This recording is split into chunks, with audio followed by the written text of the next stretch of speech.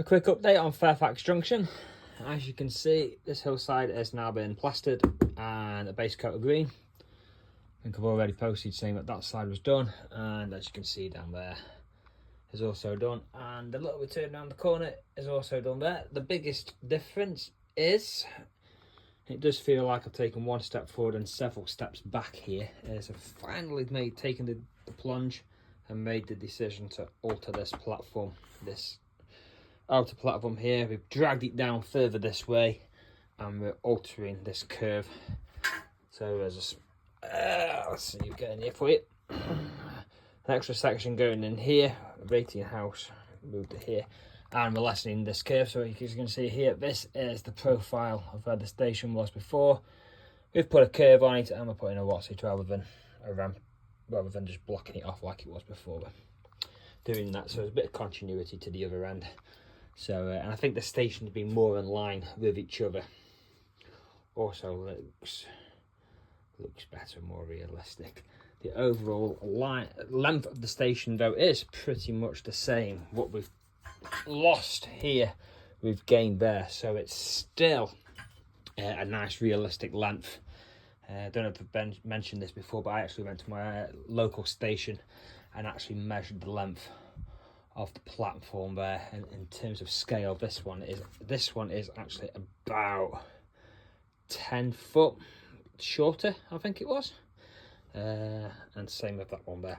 So we no, I tell a lie, that one was 10 foot shorter than Congleton Station, and this one was 10 foot longer with Congleton Station. So the platforms are still a realistic length for a nice town station. And that's it for now, folks. I'll keep you posted as the rebuild of this platform gets underway. I'm not sure if I've got the necessary bits and bobs in order to do it.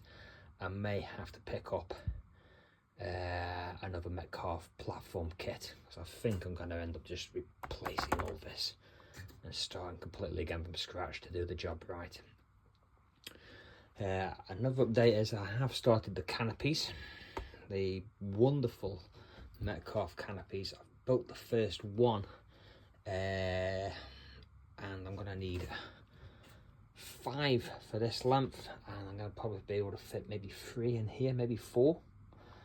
So yeah, a lot of building to go on there, a lot of expense, but once them platform canopies are in, that's really going to make a difference. The major update, the thing that's really holding me back now more than anything, is we need to get these roof trusses out here. As you can see, that one is not painted blue, and neither is that one. We've started putting the supports in. I spoke to a friend of mine who's a builder, regarding building regs and what we need to do. So we've got the supports in, we've got the necessary supporting bracket in the middle. There's another one to go on the ends, and then once those rest of those brackets are in, we can get these cut out.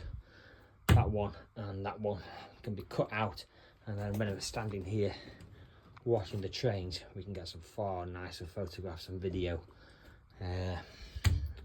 hopefully, and that will again open the layout. And once them are out, we can mod rock this bit, that bit over there. The plan is hopefully by the end of this year, and I know that sounds a long way off, but the first half of this year has gone really quick. If by the end of this year these are out, all the hillside is like this, the stations are finished with all the canopies on, I will be a very happy man. And then next year it'll all be about probably starting with this one here, thinking the biggest, static grass, loads of trees, overgrown shrubs, really making that overgrown forest hillside effect. And then hopefully signalling as well. The signalling won't be done this year, but I am hoping. A friend of mine who has a lot of experience on the railways has said that if I give him a copy of my track plan, he will tell me exactly what signals I need, where and how. So because that is a big concern. I want to make sure I get the signals in the right place and the right signals. So there we go. New additions to the layout. Finally got an A2. Really impressed with him. And another new addition, I'll just sneak under here, is after a long time, finally got that beaut. Always wanted a V2, always wanted it, finally got one.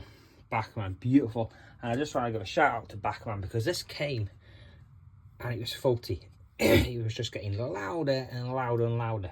Did all the usual running in period that you normally do, but the motor was just getting louder and louder and louder. Contacted Bachmann, posted it off, and Bachmann had it back to me within 10 days. No falling out, no issues whatsoever. Big shout out to Bachmann and their service department for doing a fantastic job.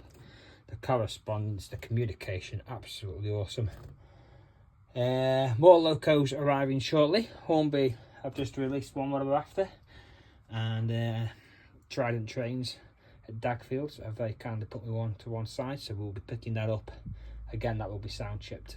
So as soon as that's in and up and running, we will post another video of him tootling around. But that's it, folks. Please give us a like, give us a subscribe, drop any comments, any questions, any suggestions of things perhaps you would do differently, or things I'm doing wrong. You know, don't mind a bit of constructive criticism. But yeah, feel free. Give us a like, give us a subscribe, drop us a comment, and love and God bless. Thanks.